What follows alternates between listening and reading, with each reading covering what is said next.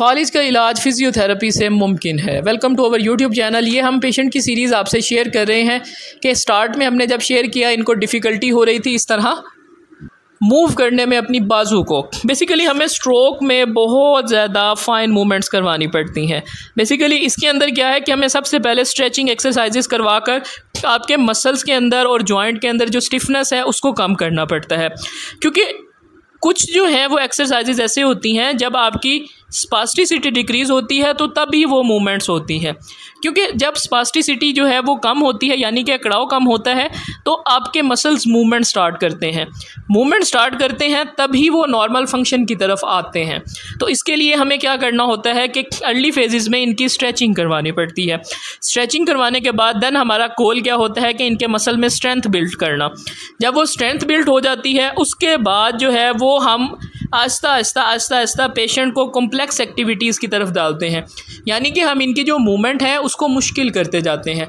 अब ये पहले बिल्कुल करीब खड़े थे, अब हमने इनको कहा कि आप थोड़ा सा दूर हो जाएं, लेकिन आप देखें कि इनका बाजू, इनकी कोनी और इनकी जो रिस्ट है उसकी मूवमेंट में बहुत ज़्यादा एक्यूरेसी आई है। वो एक्यूरेसी किस वजह से कि वो रेगुलर बेसिस पे इनकी हमने प्रॉपर मूवमेंट्स करवाई हैं। जब आपकी प्रॉपर मूवमेंट्स होती हैं तब आपके बाजू में बेहतरी आती है, क्योंकि अगर आप सिर्फ एक दिन वर्जिश करेंगे तो उससे कोई फ़ायदा नहीं होना, क्योंकि हमने सबसे पहले आपकी जो स्पास्टिसिटी पैटर्न है देखें। अब अगर आप लेट करेंगे अपना इलाज तो सबसे पहले आपको कुछ टाइम ऐसा लग जाएगा कि जिसमें हम ये पैटर्न जो बन गए हैं जिस्म के इसको तोड़ेंगे, क्योंकि इन पैटर्न के अंदर ही आपका जो है वो एक पूरा हिस्सा जकड़ा हुआ होता है। तो इसको हमें कम करने के लिए सबसे पहले इनके ऊपर वो एक्टिविटीज़ रेपिटेटिव हैंड आर्म की एक्सरसाइज करवानी होती हैं, जिससे इनका वो जो पैटर्न बना हुआ है ख़ास किस्म का, जिसके अंदर क्या होता है कि आपके शोल्डर के एडक्टर्स, इंटरनल रोटेटर टाइट हो जाते हैं, एल्बो के फ्लेक्सर टाइट हो जाते हैं, फोर आर्म यानी आपकी बाजू और आपके बाजू के जो प्रोनेटेड मसल्स हैं वो टाइट हो जाते हैं, आपके रिस्ट के फ्लेक्सर टाइट हो जाते हैं। उस सारी टाइटनेस को खोलने के लिए हमें इनको स्ट्रेचिंग एक्सरसाइजेज, इनकी स्पास्टिसिटी को कम करना है। स्पास्टिसिटी जैसे जैसे कम होगी मरीज़ मूवमेंट उस तरह बेहतर करना शुरू कर देगा।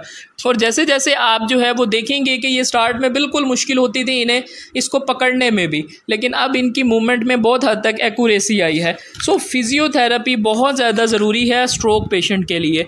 अगर आप फिज़ियोथेरेपी स्किप करते हैं तो आप अपने साथ खुद जुल्म करते हैं, क्योंकि फ़िज़ियोथेरेपी से ही आपके पट्टे चलना शुरू होंगे, आपके जोड़ जो रुके हुए हैं वो चलना शुरू होंगे। Thank you so much for watching.